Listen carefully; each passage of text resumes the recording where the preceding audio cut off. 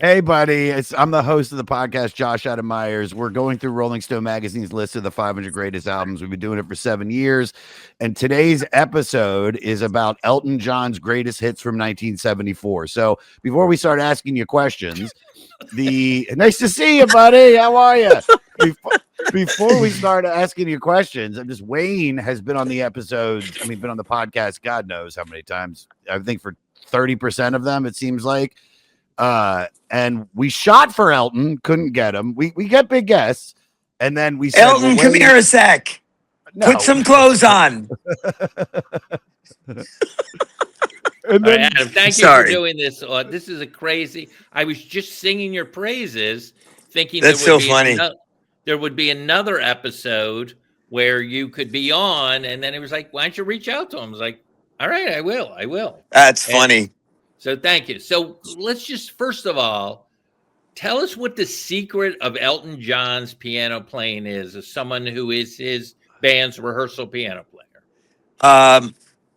He is, first of all, thank you for, this is so cool. I'm sitting in my backyard, completely unshowered. And, we just had rehearsals with him. What? What's today? Today's Tuesday. So we rehearsed last Monday, Tuesday, and Wednesday. So I'm fresh off of that absolute incredible high. And I've been doing this for over 20 years now. And last week was just remarkable. He's just so good at the piano because he doesn't think about it. It's all very natural.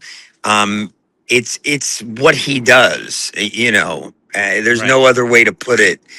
He doesn't have to think. He sits down, he starts joking, he plays. It really is that easy for him. I have a question for you.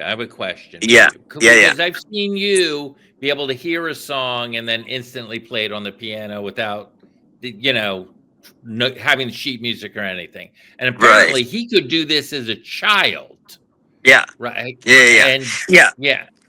It's something you start doing. I was doing it as a kid too. And it's just kind of second nature, when you're just doing one thing your whole life, you just start, dialing into certain things you didn't even know you could do. So that's what that is. Does anyone still call him Reg? Is there anyone in No. his life? No, not that I know of. There's never anybody yelling Reg on the set, Right. And last week it was we did rehearsals at the Peacock Theater downtown. And it was surreal is what it was. And what is he? Is he doing a residency there? Is he going to do one? No. We were doing rehearsals for his coming show. He gets hired to do these one-offs, and I heard that he will play anyone's wedding for $1 million. Is that still? Yeah, something like that. Yeah. I was thinking about getting divorced and getting remarried just to have him play the wedding. A couple hired him from Dubai, and so they've got a show in Dubai next month, which I guess is coming up. So the couple asked him to do 5 songs that he hasn't done in a long time. So that was part of their demand. Is one of the songs Skyline Pigeon? Oh, no. Unfortunately not. I love that tune. I love that tune. That was off of Empty Sky originally. That's the first album. That's before Elton John, right? Yep. Well, he did put out this odd album that was supposed to come out prior to Empty Sky. Some fan will know it. It's Sergeant Reggio or something like that, and it was very Beatle-esque. You can find it on Amazon too. It's I don't think I didn't even buy it, so it's odd. Was he writing with Bernie for that? I don't know about this album. Was he writing with Bernie at that time as well? We lost him. Uh-oh. Oh no. Yeah, no, he'll come back. He'll come back. I lost you there for a second. All right, you're A good. call came in. You're Oh. What good. was it you were asking? No, I was just asking. It doesn't matter. I don't want to talk about that album. Let's talk about These greatest hits. your first time hearing Elton and what Yeah. you heard as a young piano player. Yeah, tell me that. First thing I heard it was first thing I heard was in June. I was in junior high. So it was like, I don't know, 70. I was late to the party. So maybe it was 75. And I heard Funeral for a Friend for the first time, Great song. playing on the AM radio station. And I was like, Great what? frequency. Yeah. And I was like, what is this? Because it had that long intro, of Funeral for a Friend before it got to Love Lies Bleeding. And I thought, oh my God, this is incredible. And from that moment on, I was completely hooked. Posters on the wall, every bootleg record possible. I mean, it was, that was my passion. So it's odd that I do what I do. It really is crazy. It's Well, how did incredible. that? No, that's Go it ahead, is karma. Josh. But then, how did it sounded like you were like this prodigy at a young age, and I can imagine you probably just I don't even because your ear probably didn't have to buy the song book. You just listened to the songs and then just regurgitated it on the piano. So Yeah. so then let's cut to the meeting. Let's cut to you linking up with Elton. I mean, what was Well, that first experience? Go ahead, take me. The first experience with Elton was, let's see, we were in Boston rehearsing for the Captain Fantastic reunion tour. I guess it was 2005 when the show happened, and I was rehearsing the band in LA because some of the band members had never played, the whole Captain Fantastic album. The only original members at that time were Davy Johnstone and Nigel Olsson and Ray Cooper. So we had to, teach everybody those songs. So there were about a week and a half of rehearsals in LA, and we flew to Boston for the rehearsals with Elton, because Elton heard from the band, from Davey, who's the music director and guitarist, this guy, Adam Chester, he always called me this guy, Adam Chester. And this guy was rehearsing us, and you got to meet him, and he can rehearse you in Boston. Bring him on. And I think the first thing he asked was, is he gay? And and Davey was like, no. Oh, okay. All right. So I went to Boston, and we were rehearsing on the stage at this theater, and in walked Elton, and there he was. We had a handshake, a hug, and we started rehearsing. And he was at the 9-foot piano. The band was there, a small choir, lighting people, and then, a couple of backstage people, whatever. And we started playing, what is that song? Better Off Dead. We started playing Better Off Dead from Captain Fantastic. And so we're playing it, and I'm just sitting there watching from my keyboard. Oh, and wow. and they're playing. And Elton says, stop. What are those chords? And I was like, well, it's A flat over C. I didn't think twice. I was like, into the mic, telling him what the chords were. And he got it. And then I sat back, and the rehearsal continued. And that was my first experience doing what I do with Elton. It was remarkable. It was unbelievable. Then he invited me to be part of the show and sing with the choir.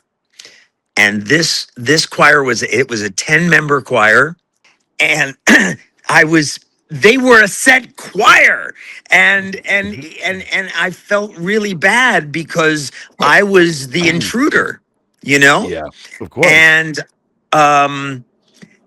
they didn't like me, and it was really it was that was very, very weird, All right. because they told me, we have some dance moves we need to teach you too. Oh And I was like, boy. oh God. No, Adam. Adam, I have a question for you. Yes, yes, Musical question. yes. Tell me the influence, just as someone hears this music, especially these early songs, because we're doing greatest hits Yeah, from this is- 74. I'm sure you know those 10 songs, Yep. obviously. Yep. Of church music and gospel music to Elton's playing. What relation do they have? Well, I don't know. Just do you feel like there's a lot of it? There's not Yes. enough? Yeah, there's definitely a lot of it, and one of the things he does, you'll hear it in a song like "Someone Saved My Life Tonight." I It's love the that most song brilliant. so much. It's the most brilliant example of gospel because it starts. It used to be an A flat, now it's an F. But regardless, he starts it. It's an A flat chord over E, Mhm. and that's the fifth of the chord, and that's a very gospel voicing. And if you try playing that song just on the root, if you play it on the A flat, Mhm. it's not that magic. It's crazy how the way he plays his creations, the way he created that.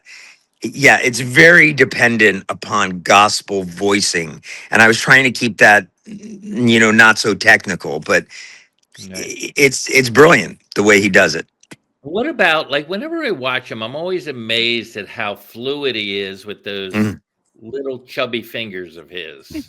Like, do you know what I'm Yeah. talking about? Like, he Yeah. doesn't have those piano fingers. Yeah, You he I talk know doesn't. my about my hands are fat and chubby and little too. I get it. It is humorous to see, the speed and the accuracy with which he approaches the piano. It's very impressive. You typically see players with long, thin fingers gracing over the keys, and yeah, he's got these stubby little paws that just, fly over the keyboard. I love it. I love it. And Yeah. is there anything you learned watching him play piano that you've adapted as a piano player, or no? Not well, not that I can think of. I mean, I'm sure there's some country licks, Mhm. because there was a lot of country in the early Elton, Oh yeah. Tumbleweed Connection, and Oh, we did that earlier. That was one of the first Elton record we did, and I that love was like that. for me that was like such a mind-blowing thing because I had only really listened to all the hits of Elton, and then you hear something like that and you're like, oh my god, this is like Yeah. another layer of the onion, and just shows how Mhm. brilliant he is because it was such a great story and just the music. Mhm. I mean, I think that's some of his best work, Country even the stuff. Comfort. I mean, Yeah. it's incredible. It was an incredible Yeah. record. Yeah. So good. Continue. Yeah. I didn't mean to cut you off. I love that record too. What was I say? Oh, so the funny thing is, I don't. I'm not taking credit for anything. Okay, but Sure. in the song "Someone Saved My Life Tonight," when he plays it live, I had this. I was like, we should stop after we go bum bum bum bum bum bum bum bum bum bum bum. Bum bum bum bum, and the way he was playing it, I was told he was letting the chord like linger and ring, and it didn't have that dramatic, full stop. And so he started doing that. I don't think that was because of me, but it was credit. really Come cool. on, take credit It for was it, really dude. cool. You deserve Oh it. my I God. don't know, but that's It- just one of those thrilling moments live. I want to ask Right. you because we are talking about his greatest hits, which is like your song, Daniel, Honky Cat, Yep. Goodbye Yellow Brick Road, Saturday Yep. Night's All Right for Fighting, Rocket Man, Benny and the Jets, Don't Let the Sun Go Down, Border Song, Crocodile Rock. Have you ever talked to him about any of those songs, like where he's been able to give you, like, whether it was, because we know it's him and Bernie both working together symbiotically and creating this great music, but have you ever like just been like jamming with him, or just even and just talk to him about any of that you just give us an intel in that? Yeah, the only time I literally was sitting across the table from him in London, it was 2007, and we were on a break at Royal Academy of Music, and I was literally at the table with him sitting across from me, and he had just released an album called The Diving Board. And this doesn't pertain to all those greatest hits because we never spoke about those. We spoke about this album, Diving Board. And I said something about one of the tunes on there being so stunning that it brought me back to the classic Elton John creations. It's a song called Voyeur. And if you listen to it, guys, I swear to you, it's going to take you back to early Elton. He sounded brilliant. The piano lick was brilliant. It was literally, and I said, that song to me is beyond, and he says, I just sat down and played that lick, and then it all sort of flowed. And that's why we were having these rehearsals, because I was basically helping him rediscover what he played and created on the spot, on the fly, because he didn't remember everything. So we had to go through songs like Voyeur and Home Again, which I actually did the choir part for. I wrote the choir part, which literally made me completely tear up at Royal Academy of Music when I heard their choir singing what I was in my living room at my little blue piano jotting down. And that to me was one of the most beautiful interactions. But the other beautiful thing happened just last week, and it was crazy. I can't believe we're catching it right after that. Yeah, wait. Yeah. So this is you say this is the Dodger Stadium show? Is that what No. we're talking about? No, wait. No. The one where I was talking to him was in 2007. Okay. And then what just happened last week was it was I felt like I was family, which This was is the rehearsal for the Dubai. for the Dubai, yeah. Okay, yeah. Because I remember you were just saying, like, when you were talking about. Can you tell us the 5 songs they recommended? Yes, yeah, that he hadn't played in a long time. Honky Cat. Yeah, this record. Which he popped right back into and was like, it was great. He did Honky Cat, Pinball Wizard. Interesting. The One. I don't know. All I ever needed was the one. What was the other? Sacrifice. It must be great to be able to get Elton John to play your jukebox of your favorites. Listen, they had to pay up, Of course. It's Dubai, dude. You know how much Dubai chocolate they got to sell? I don't know, but I hope he brings some back. And the other one, I'm blanking on, but those were the 4 biggies. That's interesting. Yeah.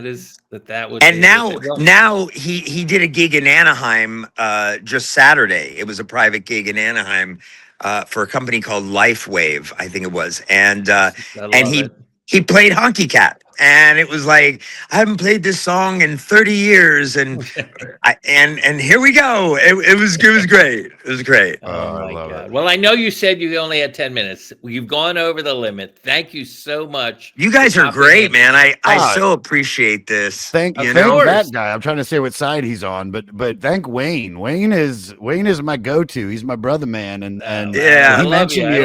When he mentioned you, I said, because this is like like we get these huge guests for every record, and sometimes just things fall out, and then and Wayne's my pinch. I called him from the bullpen. Oh, that's so cool, man. And it was just gonna be me and him shooting the shit. And the second he mentioned you, I was like, dude, call him. I was like, if it works, it works. Because it's the fans love this stuff, and I find it so interesting. And it's like, dude, you know, this is such a weird thing to do his greatest hits, because the specific records are like there's a whole story behind it. Whole backstory, This is just all the hits that everybody knows. So I was like, we can sit here and talk about the history, which we've done before, but to have you on, man, what a treat. And I really, I mean it, man.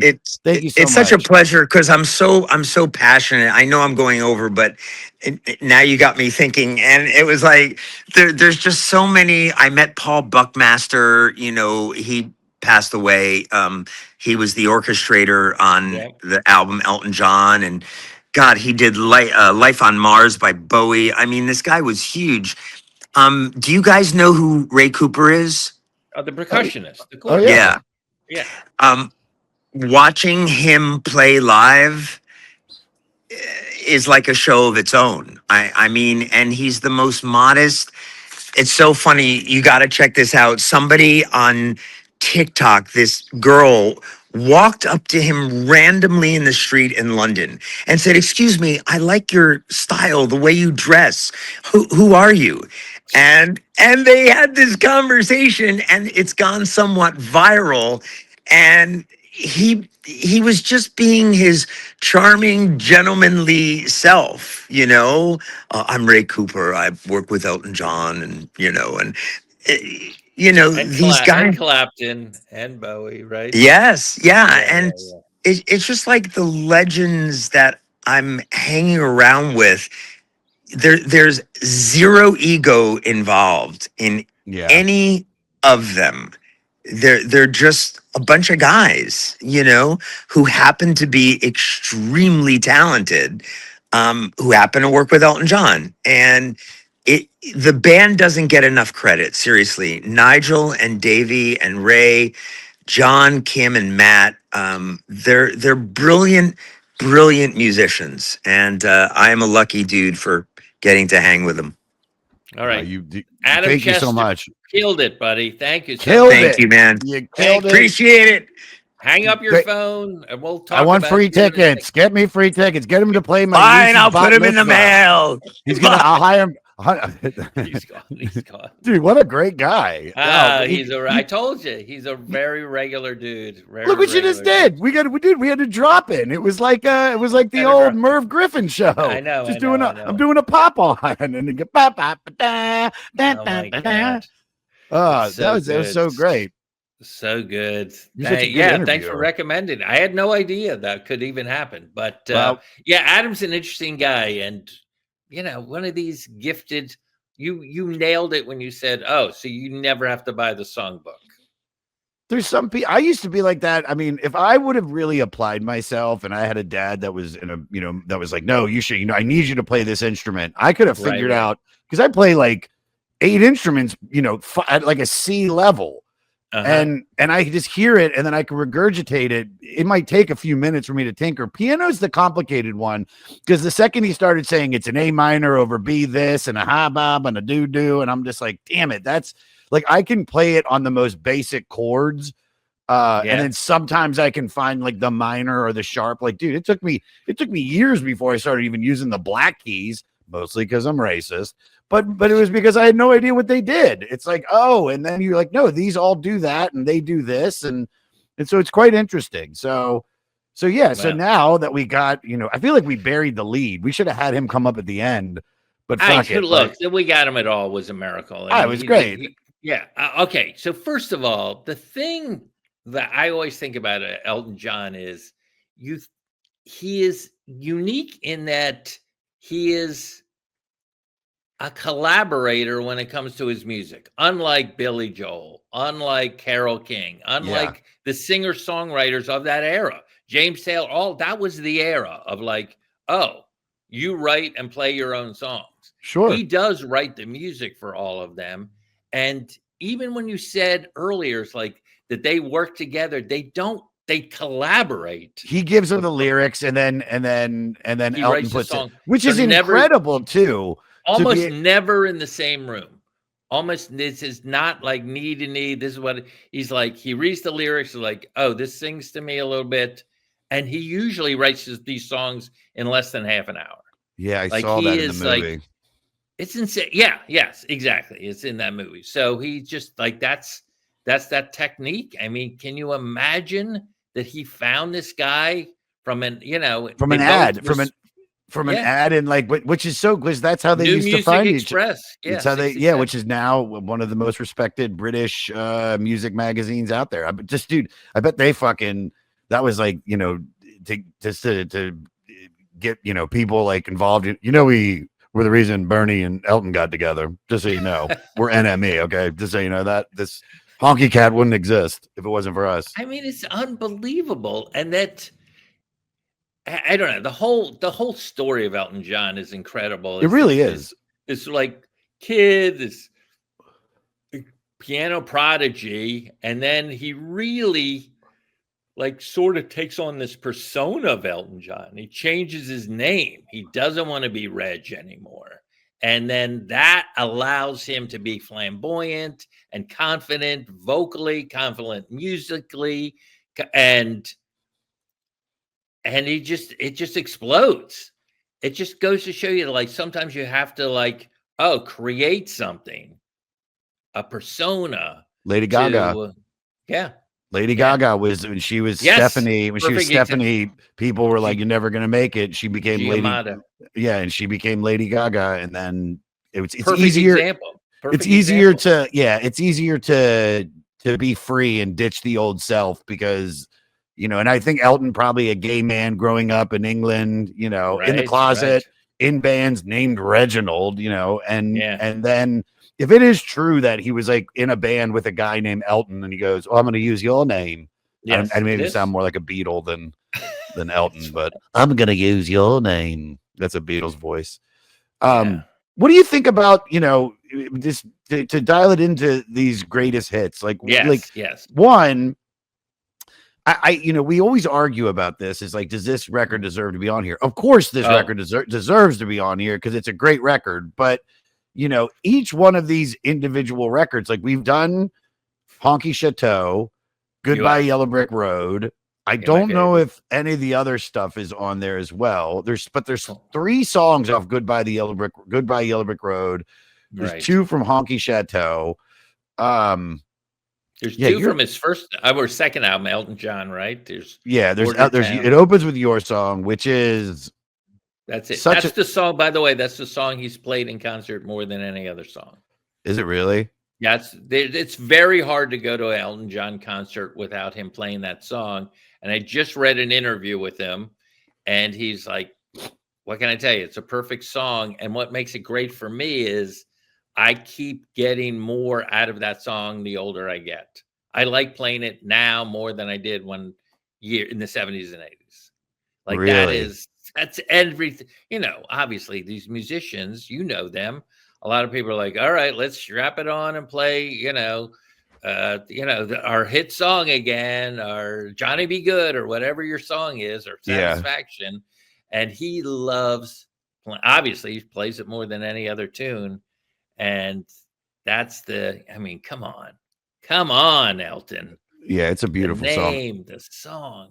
And there was another song by this guy around the same time, and maybe some of your fans can help me out with. I don't know. I think Elton beat him by a month or so.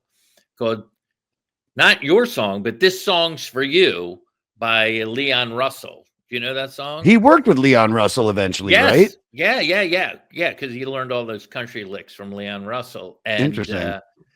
Because Leon Russell was part of the Wrecking Crew, and then went on his own. But it's almost the same song. It's like This Song's for You or Your Song. And they're both piano-based songs about someone they're in love with. It's and good. Is this his first hit? Yes, that is his first hit. He put out Border Song before it. It did okay, but then Your Song blew up, and and then obviously he had this famous show at the Troubadour right over here in Santa Monica. I think that performance, I think you can get that It's there. Really? It's I think on Spotify, because there was a Morty told me about that. Tell me. He was like, you need to listen to it because it's just him and two other guys, and it Mhm. literally sounds like this incredible full rock and roll band. Right. And I'm pretty sure it's like the date. If you go on it, you can find it. I mean, it really is. It really is when I was doing Tumbleweed, or it was early on in the podcast, he told me to listen to that. And it Yeah. really does make you realize how much of a rock star he was. He wasn't always the flamboyant, like, he was Right. always flamboyant, but it was like he was a rock star, like playing, like, which, I mean, for a piano guy to be playing stadiums, like how Right. fast, because you would know, how fast would he go from your song coming out and it charting in 19 blah blah blah, 70. 1970, Jesus Yeah. Christ, how fast from that to him being like a superstar?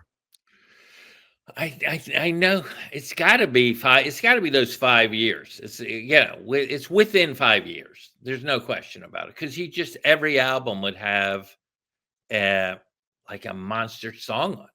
Except for Tumbleweed Connections, that has Yeah. really it has like Anna Reina, which is all Yeah. great, but it's like that's his next record after Elton. And then I guess it's Honky Chateau, which I mean, Right. Honky Cat is so funky. And then is Rocket Man on that album Rocket too? Man is on Honky Chateau, yes. That And was that song was even bigger than your song, believe it or not.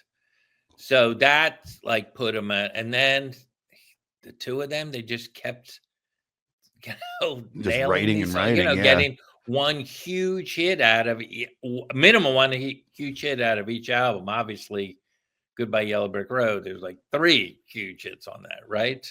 Mhm. On I this think album. that one's Brian. Will you do me a favor and look at the list and find out when Goodbye Yellow Brick Road is coming up? I feel like that's in the bottom 100. It's It has to be, It's gotta because we it's just did Captain Fantastic and the You did. Brown, whatever. We Which did is that. sort of an allusion to Elton is Captain Fantastic and the Brown Dirt Cowboy is Bernie Taupin. Yes, and we did that with You talked all about that, right? Oh yeah, we did that. Yeah. We did a great episode with Mike Portnoy, the drummer from Dream Theater, who Oh, wow. just Okay. he just loved the record. We talked about the artwork, we talked about the band and the Did he bring the practice pianist from the Elton's band? No, you did that. But still, but that was a great record too. I mean, there's like it's like what's cool about him is that he has these hits, but then he has these like deep cuts that people Of course. like. Of course. Well, that was the thing, is that even your buddy's name was Adam, right? Yeah, Adam Chester. Yeah. When Adam, the first song you mentioned was a song off of Captain Fantastic, which Someone Saved My Life Tonight, which has literally become one of my favorite. Why? Like Elton, because there's just something very beautiful about it. And I love the chord structure, and I love the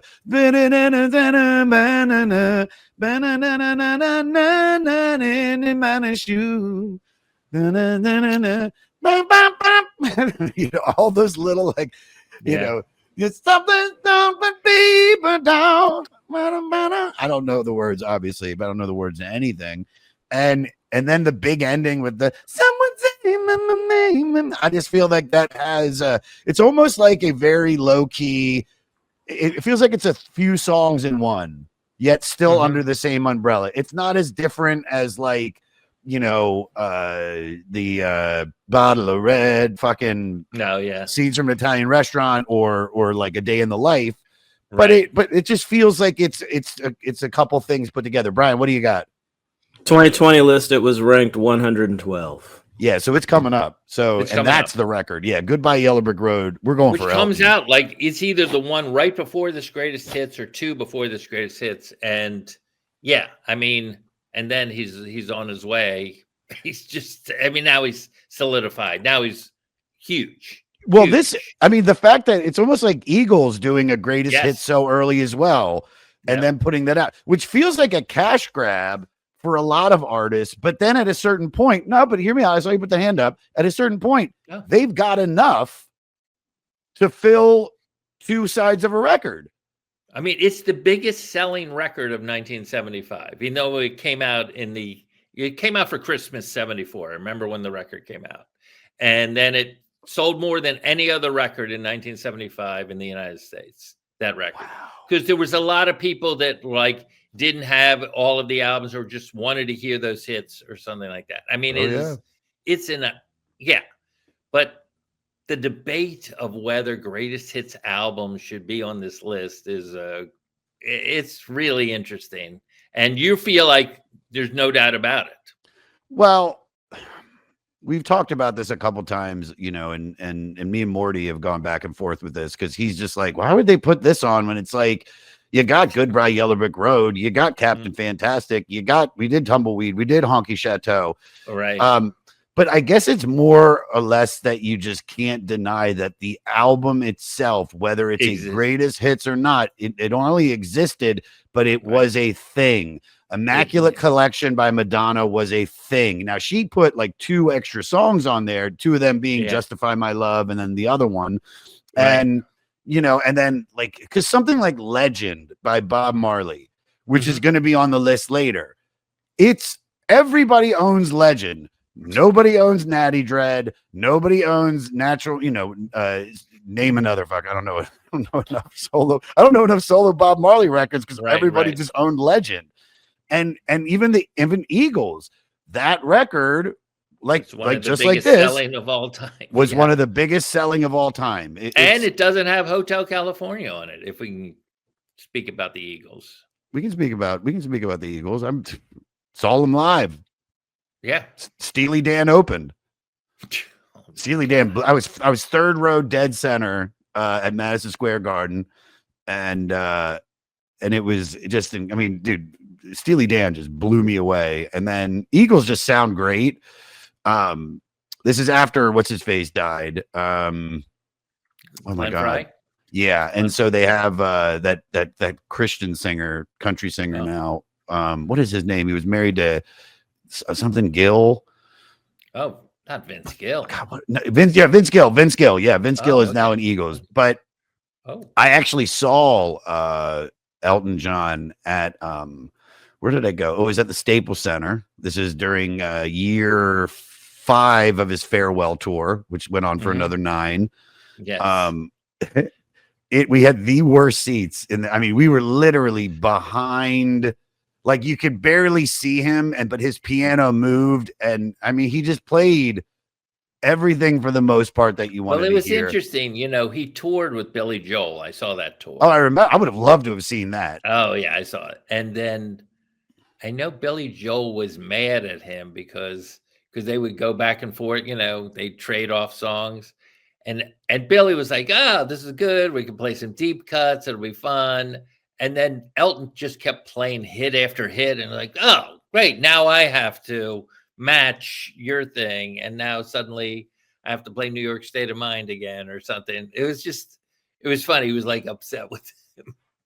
I don't know how that I mean, off stage, yes, but you're talking about 2 of the greatest piano playing rock stars. Well, it's interesting because they're 2 different styles. As someone who plays their music a lot, in a way, Billy Joel's songs are more complex than Elton's, but Elton is like a better piano player in that he almost doesn't play the song the same way ever. Like even that solo and Benny and the Jets, he plays it different every time.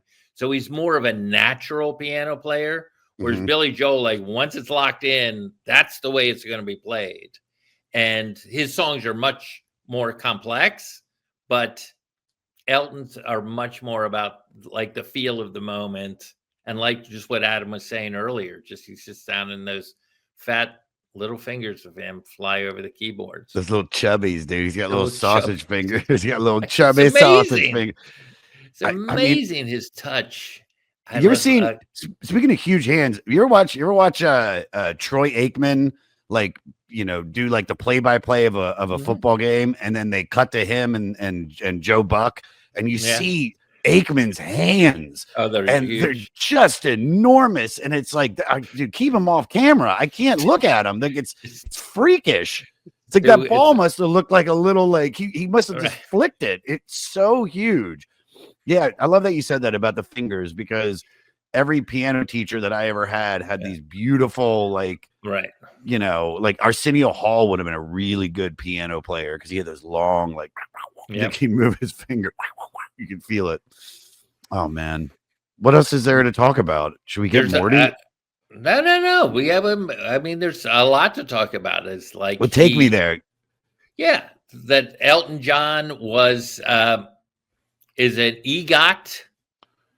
Did he do the EGOT? He did the full He EGOT? got the EGOT, yes. He got the EGOT. He got his Tony for Aida. He wrote a number of Broadway shows, but he got his Tony for EGOT. He did Lestat, which was a big, unbelievably huge bomb for him, which seems incredible. You know, when you think of these guys, it's like, oh, they don't miss. It's like that did. And yes, and he got obviously his Academy Award, 2 Academy Awards, one of them for The Lion King. The Lion King, for Can You Feel the Love Tonight? Although according to Elton, I think it was Circle of Life was the one that he won for. he likes Circle of Life more, but I think Can You Feel the Love Tonight is the one that won it. And then obviously tons of Grammys, right? Mm-hmm. Yeah. And so yes, he's an EGOT. He nailed it. He's one of the few. God.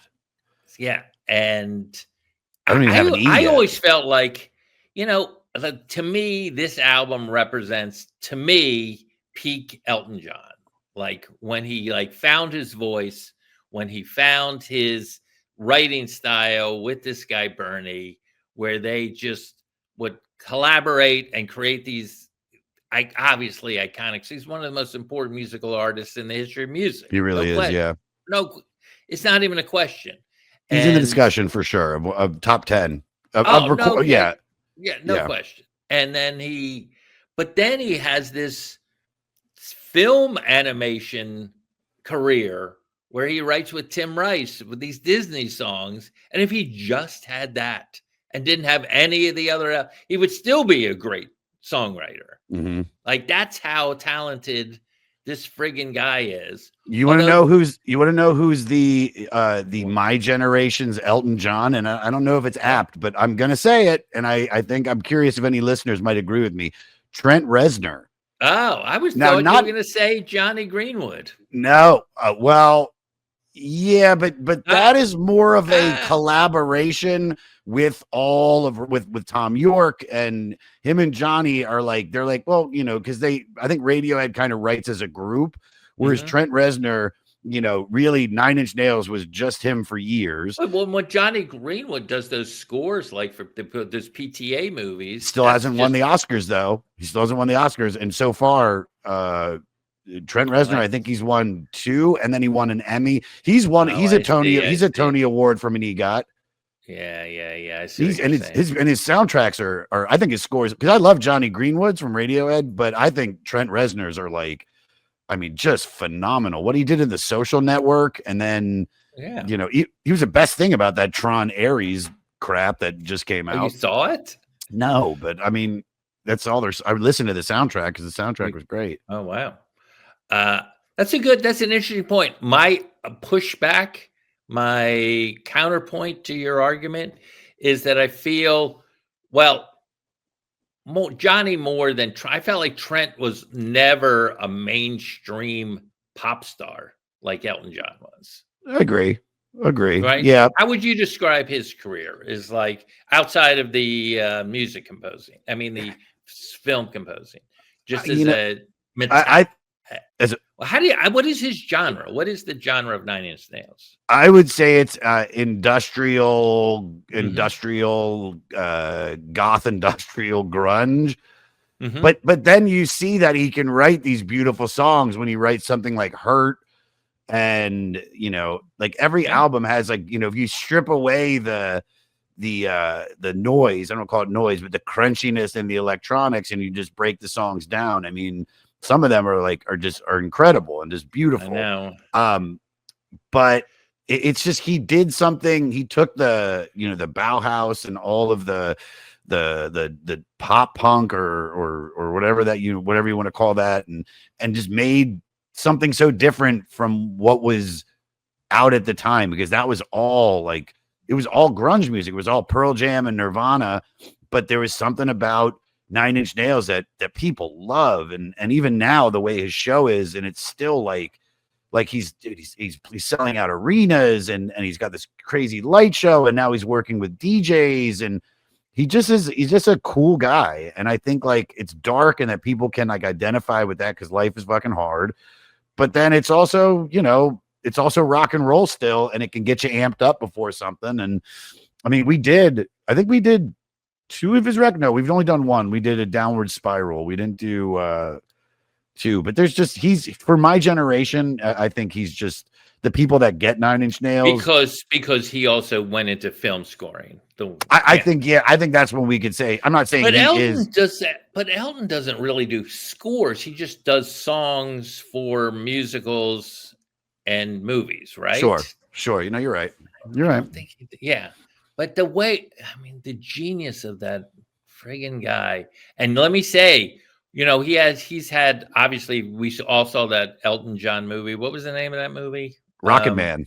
That there was a disconnect between Elton John, this persona he created to go on stage and sing confidently and be flamboyant and all glammed up. And, you know, this kid, the chubby kid, Reg, inside him, and the disconnect was bridged with alcohol and drugs. Yeah. Sex. I mean, they show that scene where it was like they do the big number. He's all on coke and this, and then he just like falls into a pile of men and women, and yeah, they really did a good job. I didn't expect that I was gonna love a musical, but it's all his music, and so you're like, oh, this is so easy. Mm-hmm. And then has the second act, which is nothing that's on this record, but which we've covered at the Jam. I'm Still Standing. Right. That is. I'm Still Standing. I guess that's why they call it the blues. That was another big hit of this, you know, the later wave of him. Right. I always loved that song, and I'm, you know, it's way later, the one, and I also like it because of the music video with Robert Downey Jr. I Want Love, or I think that's what it's called. Oh yeah, I want, and it's literally after Robert Downey got out of jail, and is cleaning his life up, and it's just one static. Yeah, like his post 70s nuclear explosion is incredible. This like that alone would be a career that any musician would love to have. Well, did he have a period like the way that, you know, when I was talking to me and Jim Jeffries were talking about Oasis, and he's like, if you would have told somebody in 2008 that you liked Oasis, people were like, dude, you're lame. And then years later, they get back together and they're the biggest band in the world, you know, for this summer. Did Elton have that period where people were like, Elton John, like, oh, dude, he's lame? Yeah. It's always that. And that's why if you look at his career, he's always trying to stay relevant for no reason at all other than he needs it. So he's collaborating with Eminem. He's collaborating with the guy from Wham. He's collaborating with Britney Spears. He's collaborating with, right now he just did his latest albums with Brandi Carlile. Like he's always like finding a young artist that he can steal their soul and then and, you know, collaborate and like get some inspiration from. And obviously that Leon Russell record I really like also that they did right before Leon died. He sucks the energy, the lifeblood right out of them. Like Aunt Gladys and Weapons. He murdered Leon Russell. But he's always, if you notice, he's all through his career, and obviously David Bowie, and you know George Michael. Yes, George Michael, that's the guy. Yes, and I love George Michael. And there's way more than that. He does it all the time as a way, just like, I'm tired of being alone. I guess it's just I'm tired of being alone in a room writing these songs. I want to, you know, bounce some ideas off of somebody. Let's get some stats just so we have this. So this was our 4th time talking about Elton. Ron Bennington did Tumbleweed Connection. Oh, Bill Engvall, did Honky Chateau. Mike Portnoy did Captain Fantastic, and then of course Today, and then we got Goodbye Yellow Brick Road coming in at 91, and that's going to be it's going to be this year. Holy shit, we break into the final 100, and it's going to be next year. It's 2026. No, I was like September, and then Goodbye, Honky Chateau climbed up. Goodbye fell 11, and this one and the other one, Tumbleweed Connection, didn't make the cut. And I want to see how many records this one sold. This is it's 17 million or something. It's like, again, I know it's the biggest selling record of 1975. You know what's cool? You know what's cool? When I was with Jelly Roll, there's no doubt. No, I know you're going to try to get it out, but I've cut you off 3 times. No, there's no. When we went to Princess Di's crash site in like the memorial in Paris, and I started singing this, not this, but Candle in the Wind. I mean, dude, that was the biggest selling song of all time. Best selling single, supposedly. I'd love to know the stats on that versus White Christmas, but because that was always the most popular song of all time. So I don't know exactly how that would, but yes. And it was also, it raised money for Princess Diana Trust. And they had redone the lyrics to that song. It was originally written about Marilyn Monroe. No, I know. So it still says best-selling single of all time. This is AI that's brought this up from Google, but Bing Crosby's 42 version, White Christmas, with over 50 million copies sold worldwide.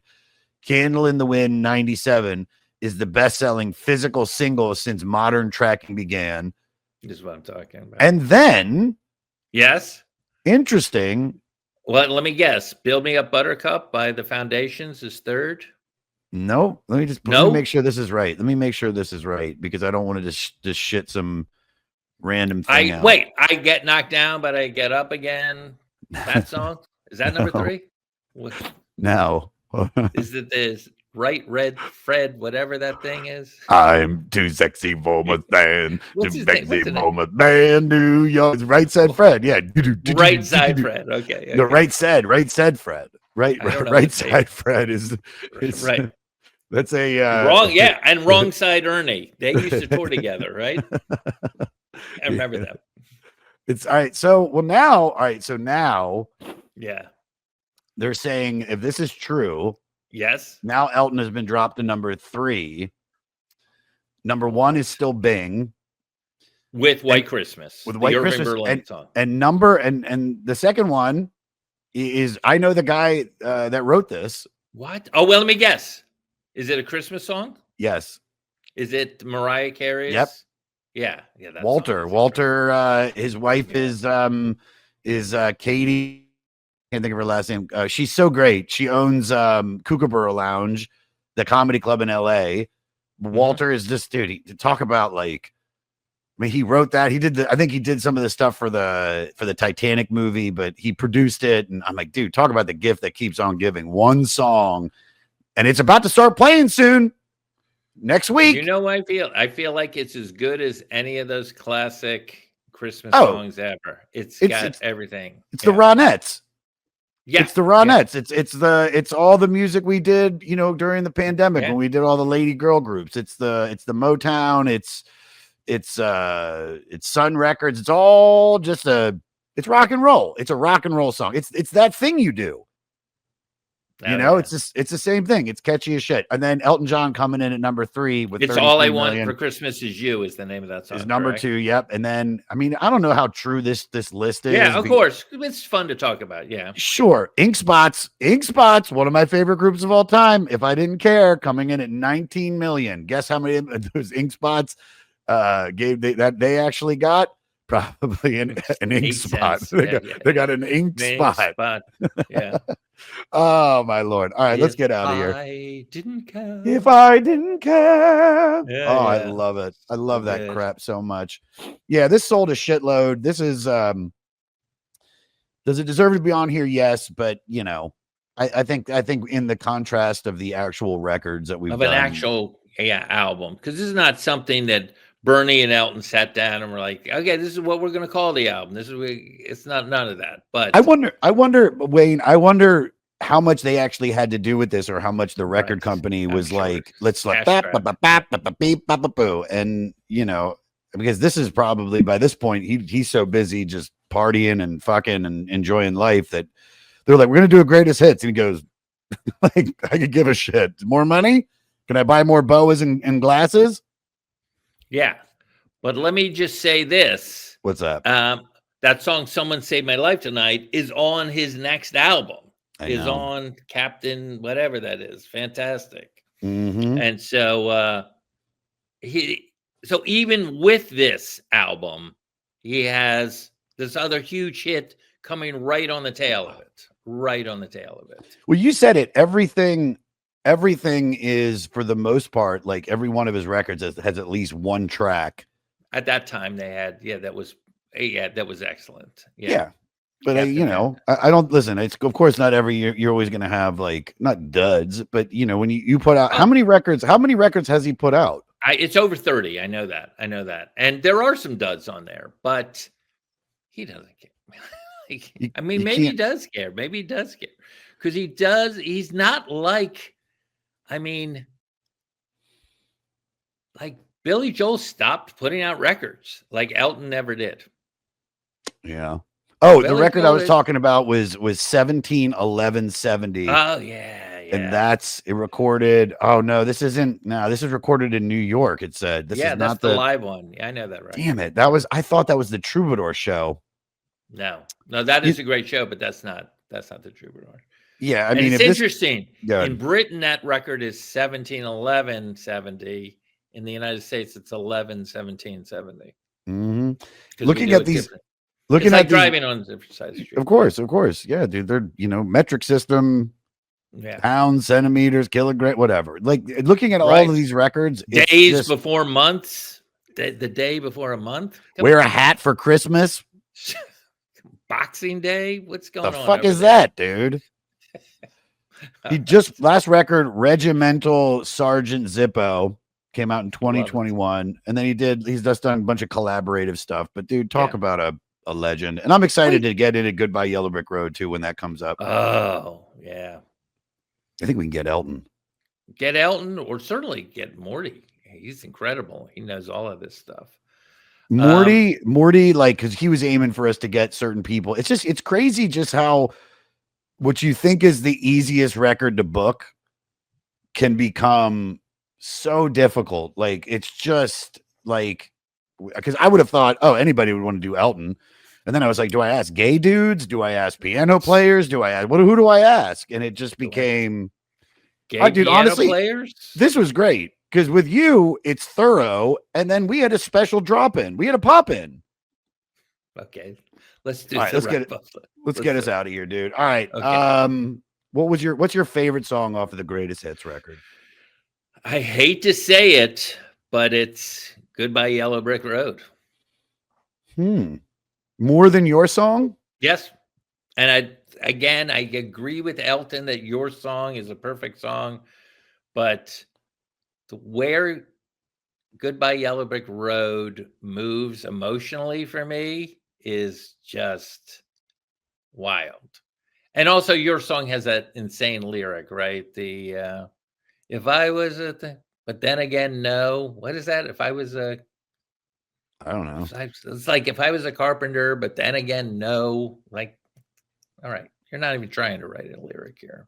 You know what? Instead of going with one of the slow ones, which I love those ballads and I love the slow emotional stuff. I think Saturday Night's All Right for Fighting. I once heard LMNOP covered that once at Moon Tower, and I was like, this song rules. Come on, sit on your heart, baby. I think that's what shows the true genius of him, is that he can write a fucking gorgeous, I'm gonna weep because it's emotional song, whether it's your song or Goodbye Yellow Brick Road or Somebody Saved My Life Tonight, and then the motherfucker can kick you in the dick with Saturday Night's All Right for Fighting, which is a rock and roll. I mean, it's Jerry Lee Lewis. Yeah. Well, obviously the Jerry Lee, and who's the other guy that plays the piano? Federman. famous. Oh, The architecture of rock and roll. oh Little Richard. yes. Yeah, he has a lot of that stuff. I love Little Richard. I love when he's about to give an award away at the Grammys and he goes, "You know what? I'm the originator, the bigger-dator, and the celebrator, and y'all ain't giving me shit." Yeah, I think it's Goodbye Yellow Brick Road for me is my favorite song. Right. That's to me the cream of this thing. Not Don't wrong. forget, and also there's that, Tiny Dancer isn't even on here yet. That's still coming up. It's just so good. What was so the good. one that I remember they did it at my high school? Like we had a talent show and one of the theater kids sang what Madman over the Madman water across the water. But, yeah, or the water. I mean, just like there's so much. That's what makes him so good, and I think that is what's cool about working with Bernie, because whatever Bernie's going through. So if he's like, well, I'm gonna tell a story of a fucking a country western thing, and then that's his second record. If he's like, I'm gonna tell this thing about the astronauts, or I'm gonna do this. It's like it forces Elton to really tell the story of whatever, because Bernie is a storyteller. Like he really is. All of his music. It is, you will admit, is one of the most, he's got to be outside of the vocalists, who don't write any of this, like Celine Dion or something like that, or Whitney Houston, like outside of the pop vocalists, like I just can't think of anyone who writes just the music but not the lyrics. There's not one that's anywhere near that level. Can you think of anyone? That's how unique a talent he is. He found his niche. Yeah, you know what I mean? He really did. He found the thing. I mean, good God, man! If Elton doesn't answer that thing, what the fuck is Bernie doing? Yeah, exactly. Exactly. An English teacher, maybe like a professor. Like he wouldn't be able to. Maybe he writes a book, but dude, I bet you fucking Bernie. I hope he sucked. One of these days, we'll do a deep dive of the guy that signed them to the to the writing contract, which is Dick James, who somehow had the Beatles recorded, owned the Beatles publishing during the Beatles time. Dick James Music. Really? Yeah. Crazy business guy. Yeah. Anyway, let's keep going. All right. What's there a song on here that you skip over? Because I know mine. I'm not going to say it. Let me see. God. No, there is not a song I will skip over. I love Border Song, that was his first single that didn't chart. It did chart, but not like your song. But I can't wait to hear the song you don't like on this. Crocodile Rock. I've never liked it. Okay. I think it's Cheeseball McGee. It's like my least favorite type of, especially on a record like this, which has such great stuff. I just never got it. I can see why they would play it at a bar mitzvah. It's fun. Okay. It's a fun song, but just like Honky Cat, go fuck yourself. That's a funky. Yeah. Just the way that he enunciates the words and punctuates the music. It really is like Benny and the Jets. I mean, dude, Hannibal did that at the goddamn Comedy Jam in New York. You were there, the one that you were there for, the one in New York City, and just didn't know the words. And it was one of the coolest performances because it's just the songs have a euphoric cadence that you can. I would kind of agree with you on the Crocodile Rock, although it is a crowd pleaser in concert. That's how I'm defending that song. But I do agree with you. That's probably the weakest song. Yeah. All right. Can you neck to this? Yeah. Can you heavy pet? Yeah. To Your Song, of course. I mean, that's a given. And even, I hate to say, because there's a double entendre with the Don't Let the Sun Go Down on Me. You have that song also. Could be a sexual thing. Very sexual. very sexual. That's as sexual as I get. This is dude. You're a playboy. But even what about as another sexual song, Rocket Man? Yeah. Sure. No, I mean there's a real melancholy to Rocket Man. And it feels like it's about an astronaut leaving his family. Yeah, It's about it's about distance. It's about, and I think it's gonna be a long, long time. I mean, it's just what's the first lyric to that song? She packed in pre-flight. Yeah, that's goddamn so good. Thanks, Bernie. Thanks, Bernie. Thank you, Bernie. Bernie, who lives here in L.A. Well, doesn't Elton too, or Elton lives in England? No, Elton said it's still in England, but so would I. But incredible. No, Bernie was like, I'm out of here. I'm going to be the brown dirt cowboy. I'm here. I'm going to He's American. Bernie's American, right? No. Oh, no, he's English. Yeah, he's English. No. Been married. Jesus Christ. 1, 4 times? 2, 3, 4 times. Yeah. That's what happens when you, So a lot of money. I know. How much do you think Elton's worth? Let's just to see that. How much do you think? Oh, I'm going to say $500 million. Oh, I think he's $1 billion. Oh, 2025. All right, here we go. Oh, this is also weird numbers, but 650 million. Yeah. Making him one of the wealthiest musicians of all time. Wait. But all right, here you go. This is crazy. Let me hear. Oh, fuck. This is insane. How is this the list?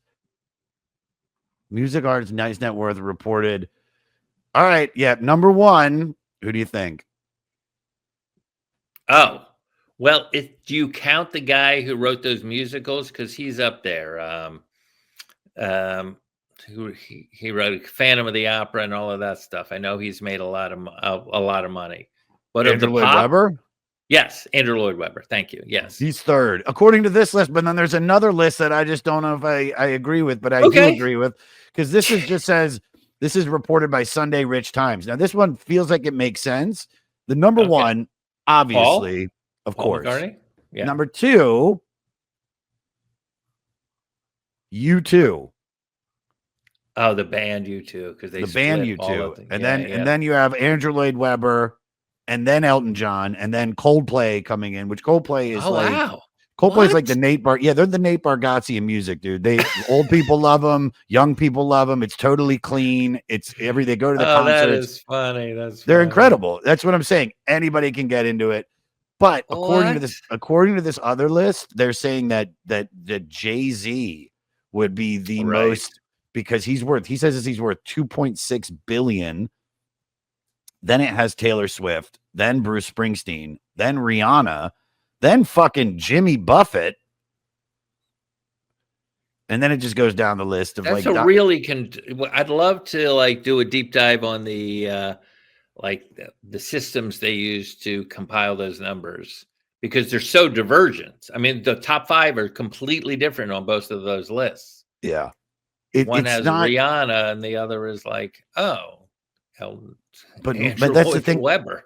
I know, but that's the thing about even hip hop now is the originators of hip hop in the 80s and the 90s, they made money, but not the way these fucking some young kid now that releases one song gets an $8 million offer and then they're off to the races. So our guys had to work harder. We had to work harder. The young kids, it's even like the way comedy is now. Elaine Boozler, she didn't make money really until she married that Italian guy. She's the first HBO special as a female. Was she? Well, she did. It was for Showtime, but yes, she is one of the first. But there was HBO. Women did HBO specials before she did her. But for the young comedians, yes. Rita Rudner? No, Toady Fields did one, and Phyllis Diller both did specials for HBO in that first wave. The first wave meaning the 60s and the 70s? No, 70s. The first yeah. special is Robert Klein, 75. And then in 76, 77, 78, they had a lot of old timer comedians, because believe it or not, there wasn't many young comedians who could do an hour.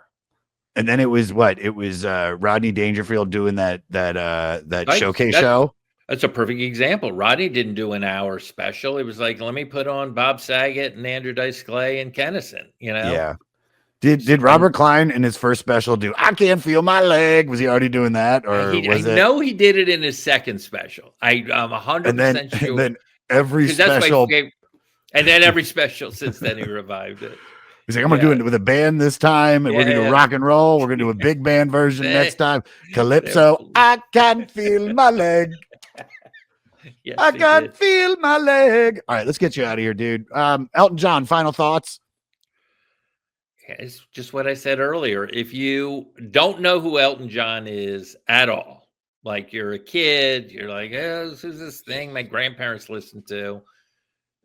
This is a great starter album, in my opinion, of like what was the fuss all about of this kid with the crazy flamboyant outfits, with the big time show, very show glammy sort of shows, and just this is what the fuss was all about. This is why he's one of the greatest artists of all time. And I would start with this album, believe it or not, but more than, and then if it connects to you, then start buying the albums, and you're going to be beyond thrilled. I think that's kind of the thing. I think that's what greatest hits are supposed to do. It's like for the people that back in the day when they couldn't, not like now, you can just stream the whole record, but but it was a way to be like, I got all the songs I love, and if you really love these, listen to the records. You might buy the record, because the record is really where I always feel like the best songs are. Hits are great, but that's where the best songs are. It's a great way. If you want to know about the artist, if you want to have a personal connection with the artist outside of the mega hits, because there are people that their whole record collection is just greatest hits, and those people,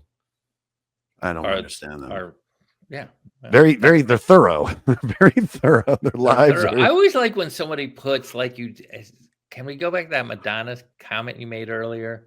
Which one about Immaculate Collection? Put two new songs on. Add a couple tunes to their greatest hits to sort of like lure in. So the fans also now have to buy this greatest hits. Tom Petty did that. Good Mary Jane's Last Dance is only on the greatest hits. It's a ploy. It's a ploy. Last Dance for Mary Jane. You had it. You had it. Everybody knew what you were talking about. Mary Jane. No. It was good. It's like 5 a.m. where you were at. You stayed up all night working on undisclosed project. It's not undisclosed. It's disclosed.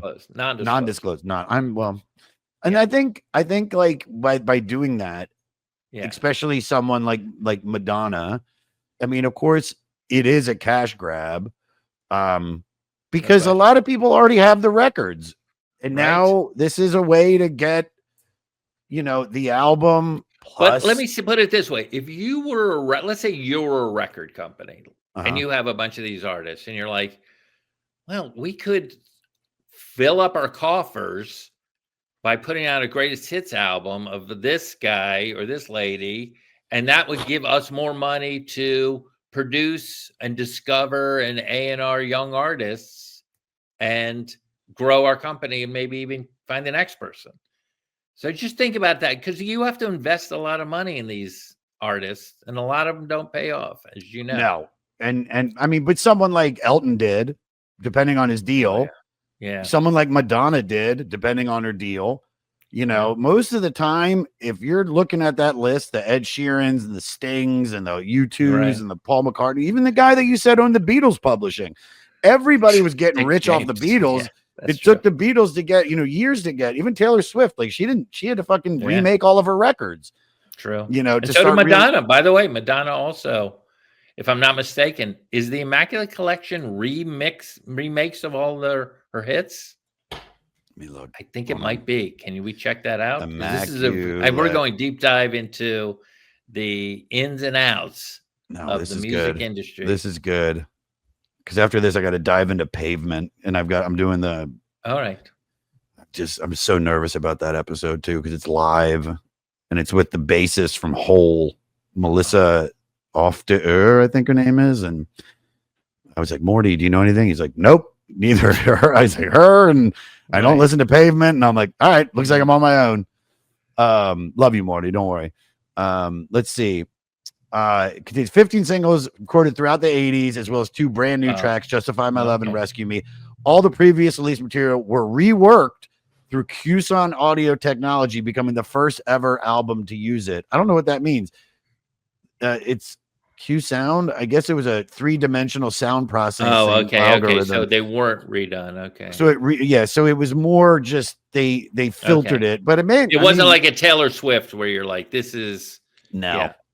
But it's that record was certified 11 times platinum. Oh Hold on. Wait. All right, this is how we end.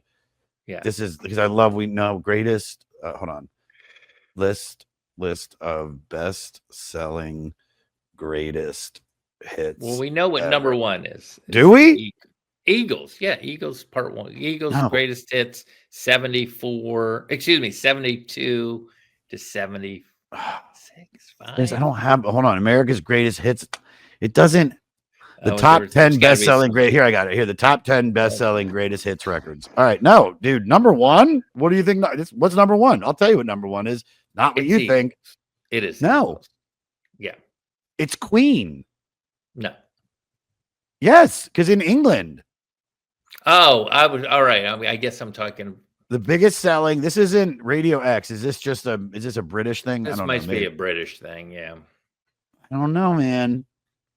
I do like that album. I do like that Queen's Greatest Hits. Don't forget, you're thinking of global. Number 2. No, I'm just saying, whenever I see a list of the top selling records in the history of music, Eagles 72 to 75 or whatever it's called is it 71 to 74? Hold on. Let me look, dude. I want to get the right name of those because I remember they kind of cheated. All right, you were right. You were right. Yeah. What is the record? The record of what? Of Eagles. What is just the name of the record? It's just Eagles. It's Eagles, their greatest hits, 71 to 75. To 75. Okay. And then number 2, it says is Queen's greatest hits. Yeah. And then it would be Bob Marley Legend. We talked about that. I love we're talking about this. Great. And then hold on. I think there's a good list. There never is. Jesus Christ. Right when you fucking need it. Come on, Wikipedia. You're always this is a best. God, this keeps saying best-selling albums. No, I want fucking. And then it's got Beatles number 1. That came out in 2000. That's the because that was a way for no, that wasn't the blue. That was the red. That was a red record. Number 1. Beatles number 1. Yes. And then you have Queen Greatest Hits number 2 came out in 91, and then you have ABBA. Wow. ABBA Gold. Oh right. ABBA Gold. Yeah, but that's interesting that there's 2 Queen act in the top 5, right? I think so, yeah. And I mean, I'm just looking at what I love it. You're looking at the greatest hits records ever, and I mean, like, you look and you see that, like, Saturday Night Fever, and then Hot Rocks. Yes. I mean, don't forget the Rolling Stones had one, but there wasn't, the hits. Garth Brooks, I bet you that's up there too. Yeah, dude. That's interesting. That's all right. Let's wrap it up. Anything you're promoting? Oh, let me think. I'm doing that gig. Oh, yes. Yeah, I'm going to start promoting. It's October in January 15th, January 15. So that's coming up in 2 months. Is the updated version of the history of stand-up, my book that I teach a class on, that they teach it at Yale now, that book, at Emerson. And it's going to have everything that's happened from COVID till now. That includes the cancel culture, the slap, comedians getting attacked, Riyadh Festival, to which you were part of. I don't know if you're promoting that. I don't care. I mean, dude. And then all of the big things that happened, the rise of Nate Bargatze, one of the big things in the book is about the explosion of crowd work content online. The game changers. Yeah. That's crazy, dude. You're gonna be writing this book up until the last day. I know. I'm gonna miss something. I know. Hold on. Now virtual comedy is a thing. AI comedy has destroyed the industry. Brother, thank you for having me for this. You This was a saw fun my one. message when you reached out to me, right? I thought it was like, oh, was it oh boy? And I was like, oh, I thought it was like, oh no, it was oh man, or it was, but it was like, oh my. shit, It was oh my. I was like, are we my. I fucked? was Is he like, not going to do it? No. Oh my God. I mean, I'm a piano player. Like, you know how many hours in my living room I spend playing these stupid songs of his? Yeah. Not stupid. No, they're Important. incredible. They're incredible. I love you, Thanks, buddy. Bernie Taupin. Thanks, Bernie Taupin. I want to thank him. And thank your buddy too. Thank your buddy for coming on. And, Adam Chester. Yeah. All right, we're done. Brian, where's he at? Where am I at? Yeah, hour 34. But actually, we have to cut out about 10 minutes of us calling the dude. Get back, honky cat. Beam bam doodle doo. I just got a text from Adam Chester. What do you say? Did I say the choir was gay too much? Now I'm feeling upset about that. So if we can cut that out. Yeah, god damn it. Just say they were black. Who cares if they're gay? Everybody's gay. I know he was just talking about like him being the odd man out.